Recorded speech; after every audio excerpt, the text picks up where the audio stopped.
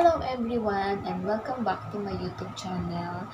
Ngayong araw na to, pag-uusapan natin kung safe nga ba manganak sa live-in clinic. So, pag-uusapan natin yan dahil sa araw na to, bibigyan ko kayo ng mga some tips and ideas based on my experience. So, please stay tuned in.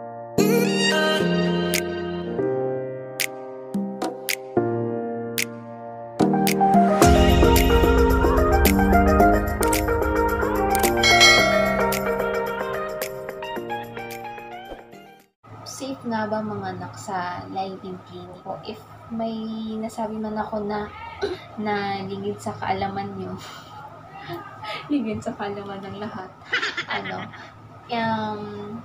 mas okay pa rin na sundin natin yung mga medical advices ng OB nyo and ng mga medical expert. So, kung may ma-mislead man ako ng mga information, please do research kung mali man ako. Pero yung mga sinishare ko kasi ito is based on my experience. First question is, saan safe nga ba manganak sa live-in clinic? So, based on my experience, masasabi ko na mas convenient sa akin manganak sa live-in clinic. Dalawa na kasi yung baby ko.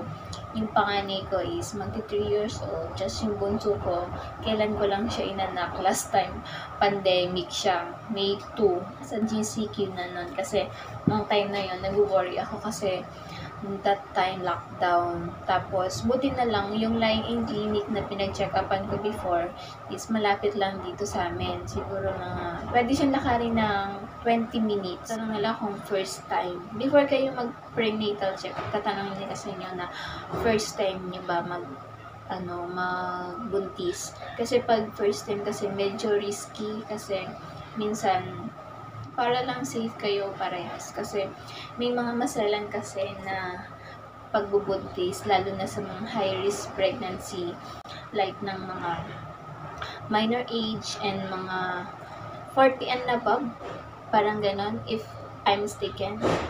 Correct me if I'm mistaken. Basta naman, parang mga high-risk pregnancies, tas yung may mga high blood, may mga sakit sa puso, yun, mas nire-recommend nila sa hospital talaga man na kasi in case of emergency na may mangyari sa kanila. Maagapan agad if meron man. Kasi sa line-in kasi is normal delivery lang talaga yung pwede doon or pagka hindi kinakaya, may OB. Pero yung OB kasi parang iba yung fee, mas mataas yung fee na babayaran mo doon, unlike sa mga midwife na mako-covered naman siya sa PhilHealth. So later on, pag-uusapan natin kung magkano yung babayaran sa live-in. Magkano yung bill na babayaran pag nanganak ka sa live-in clinic. Comment down below kung gusto nyo magawa ko ng video about sa kung magkano nga ba yung binayaran ko sa live-in hospital and sa mga other expenses. And para at least may idea kayo kung magkano yung gagastusin and yung mga babayaran para mapaghandaan nyo na, para iiri na lang kayo. Then, second question is, maayos ba ang facilities sa live-in clinic?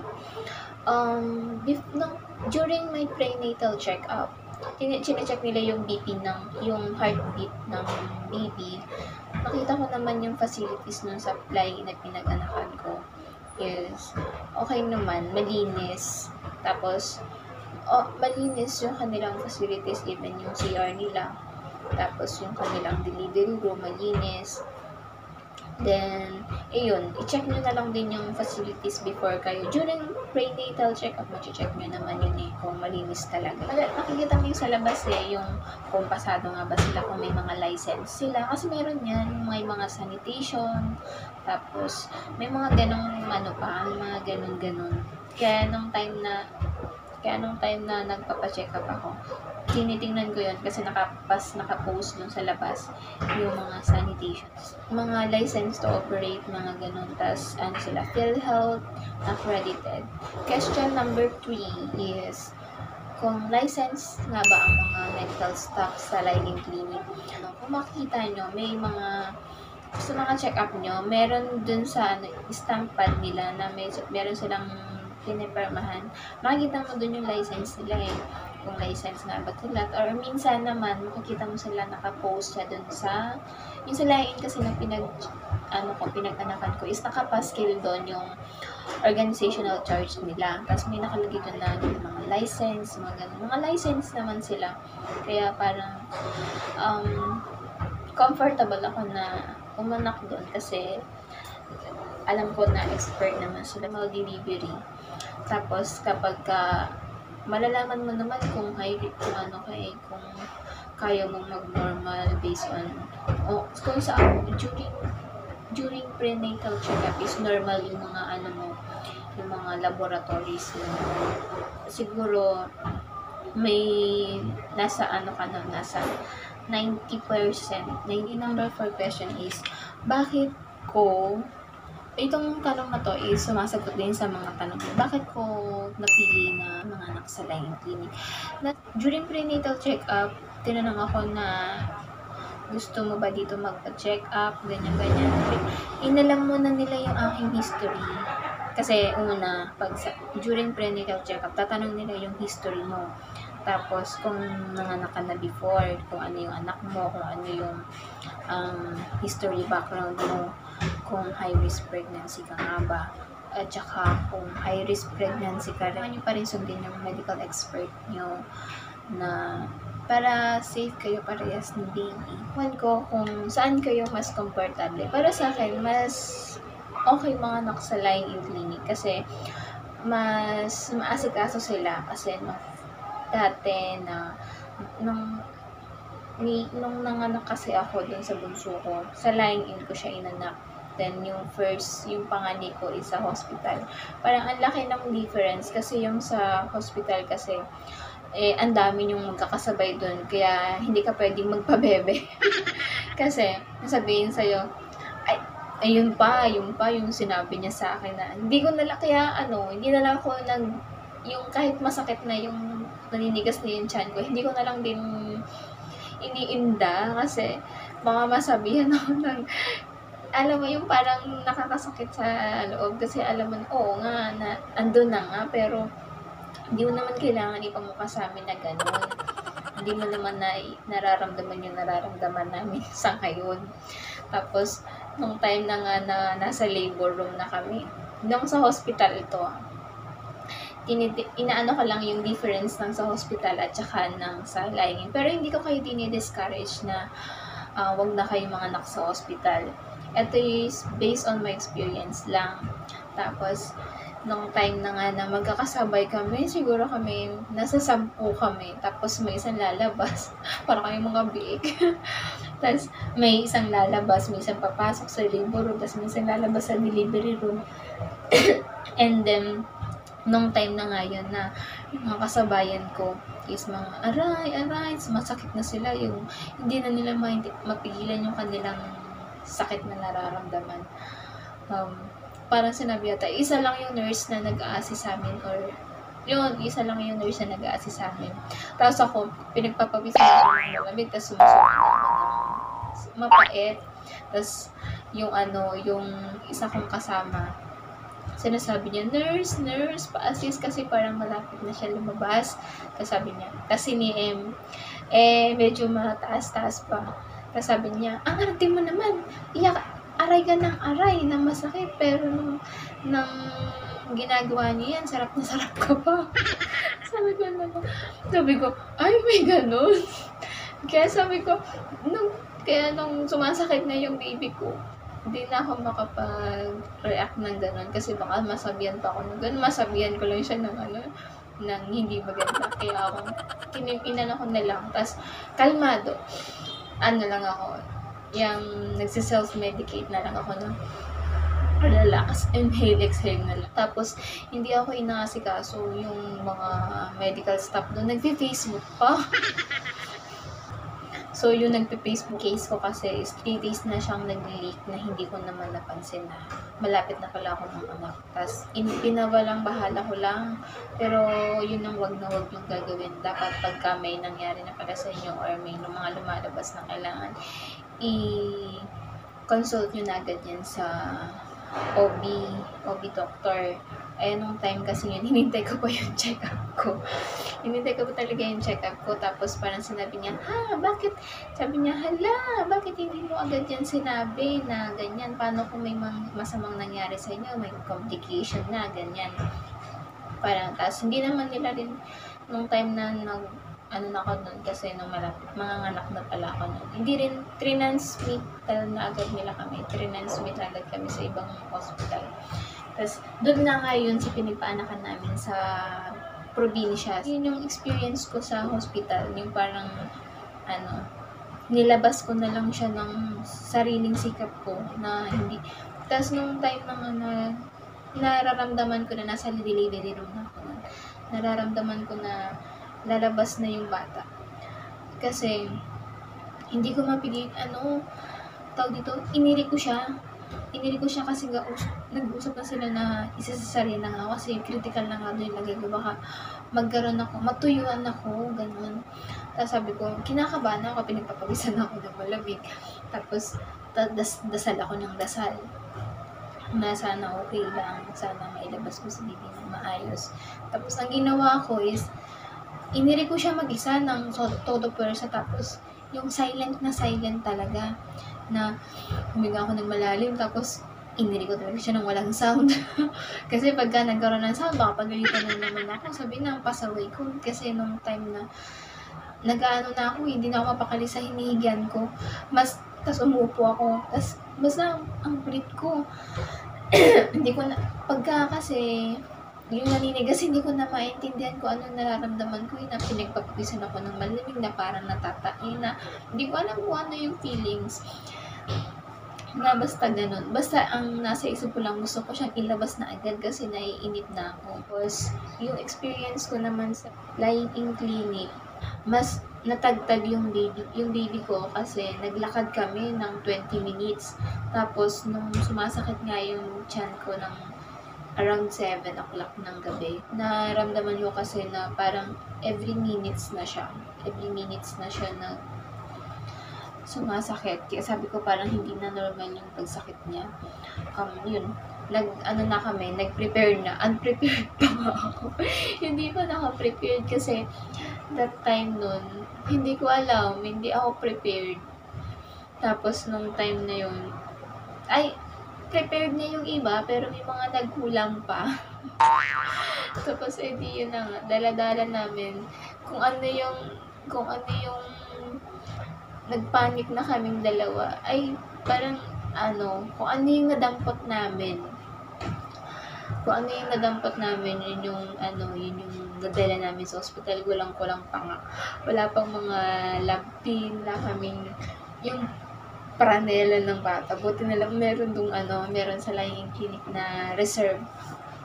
Yun yung pinagamit sa baby ko. Bago naman siya. Kaya lang yun, pinagamit muna sa amin. At saka mukhang bago naman siya, reserve dahil nga may mga case daw nga na nakakalimutan. Nakakalimutan dalhin yung mga ganun. Kaya parang sila nagsasadya na talaga sila.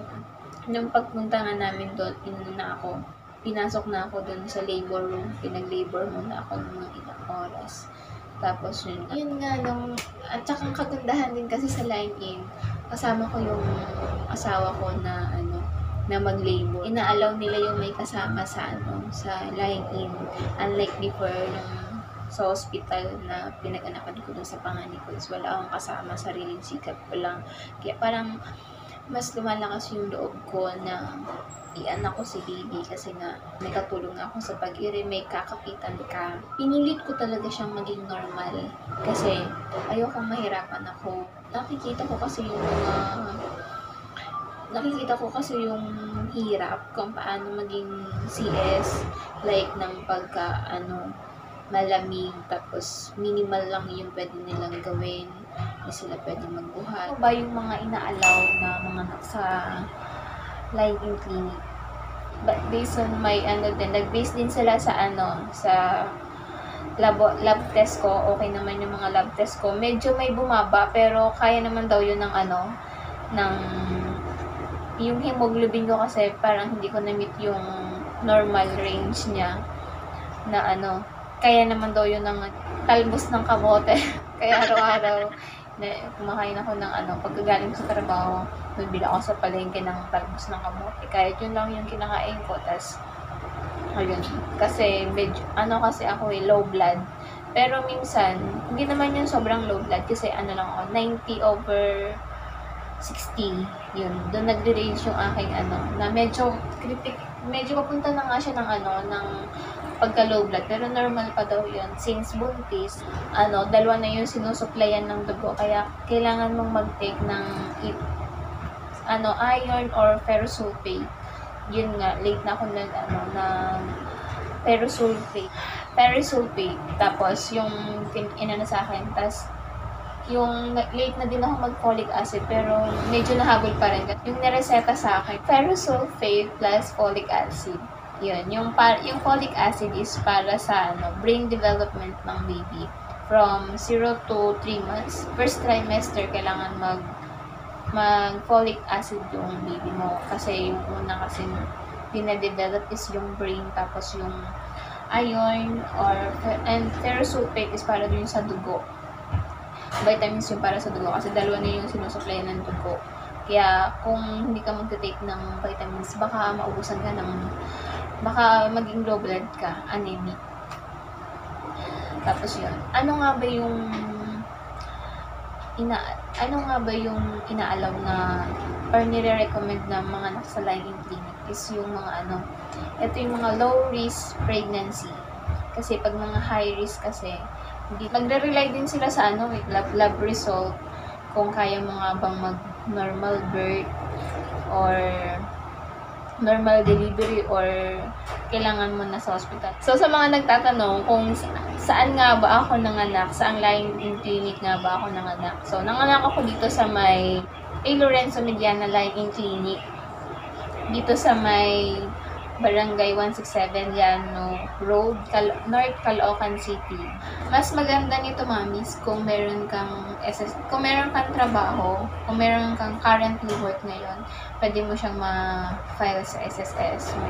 Kasi yung sa panganay ko and yung sa sa bunso ko, meron akong maternity benefits na nakuha. Ngayon, malaking tulong din yun para sa inyo ni baby. Sa mga gagastusin nyo, and sa mga gastusin nyo kung may mga other expenses kayo sa hospital. Ayan, gusto nyo sumama sa vlog. Ayan, kung may mga other expenses kayo sa hospital or sa lying-in, so magagamit nyo talaga yun. Tapos, kung meron kayong PhilHealth, mas okay yun. Kung sana nasagot ko yung mga katanungan nyo and sana nagkaroon kayo ng konting kaalaman sa aking sharing based on my experience, and be positive lang tayo mga misis. Makakaraos din kayo ni baby and sana okay lang tayong lahat. And don't forget to like, share, and comment down below kung ano pa yung mga suggested videos nyo, and gagawa natin yan ng video. And then yung baby ko nag-ano na siya, gusto nyam nakain siya ng Hansel.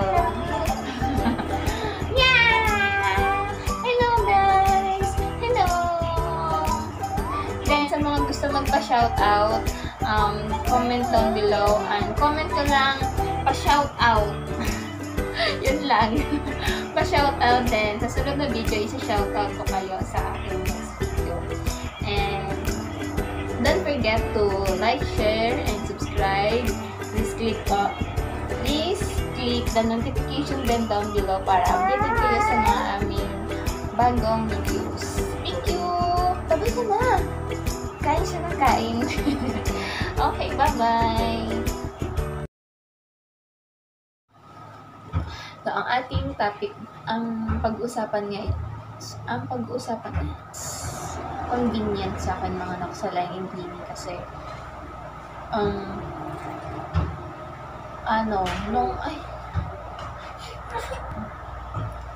hello! Nagising na ang aking baby. Ayan. Ito ang aking bunso na inaanak sa Ito ang baby na inanak ko sa Lying-in Clinic. Ngayon, malapit na siya maglakad. Ay! Bagong gising. Stay tuned and keep on watching. Keep on watching. Keep on watching. Parang